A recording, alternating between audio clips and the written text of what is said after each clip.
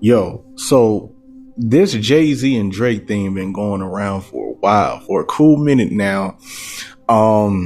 It's getting a little interesting. Everybody is kind of like on the fence about it, but I kind of think a lot of people are a little bit more on Drake's end if these two guys went at it.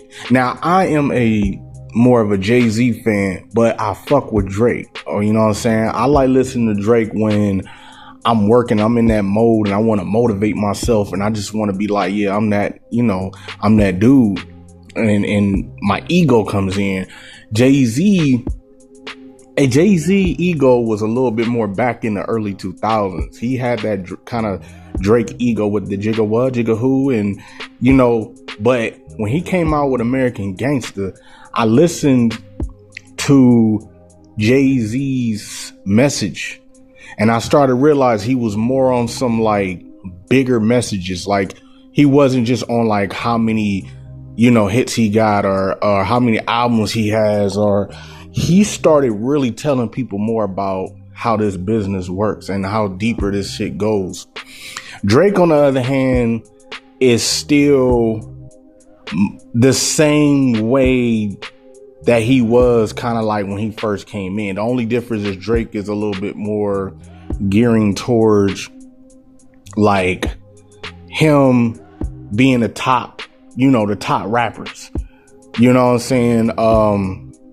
So now when when Jay-Z was approaching his 40s, he started changing where he was, like I said, he started speaking on more grown man shit.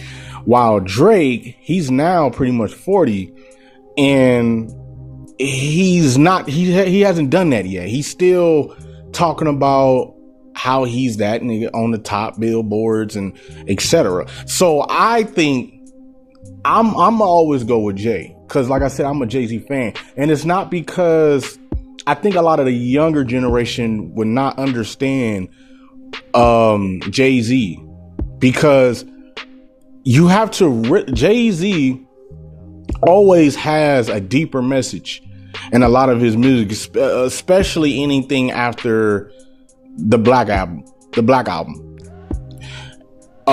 He has a way more deeper stuff in his music that is speaking on some real third eye. Now I know people are like, nah, I think you putting Jay-Z too far on a pedestal. No, I'm not putting him on a pedestal. I'm just going by what I hear. That's it. Jay-Z is on some businessman shit. Okay. But it's not really just business. It's something deeper than just business. And if you don't really understand that type of language, you're not going to really see Jay-Z as somebody that's even relevant today. Or, you know what I mean? Like you gotta understand like where this dude is coming from. Like in Blueprint 3, right? Like he said in one of the what we talking about, that was like one of my favorite tracks on that album, because it wasn't even a track I liked when I first heard it. I had to go back and listen to it. And like when he was going at it with with Jim Jones and Dame and Game, and he said, well, we talking about fiction or we talking about facts? We talking about fiction? Okay, part my back. Look, I'm talking about life. See, that's different. You see what I'm saying?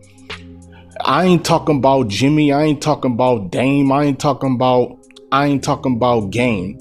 I'm talking about real shit. Them people playing. What is you talking about? I don't know what y'all saying. See, this is Jay-Z is on some grown man shit, handling your business shit, having a family time. This is Jay-Z is on a whole nother level. Drake is still on a egotistical. Now, everybody will still F with Drake because, like I said, I always believed since the beginning of time that people are always going to go for the ignorance, the ego, the material, the surface based stuff more than the deeper meanings of things, because that's just always has it always been. Jesus Christ died on the cross, and majority of the people that wanted him dead were the ignorant people. So, I mean, like, it always has been ignorance over things with deeper meaning.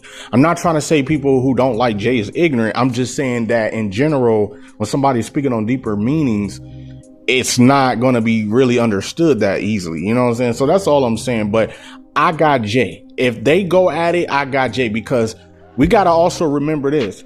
Drake, right?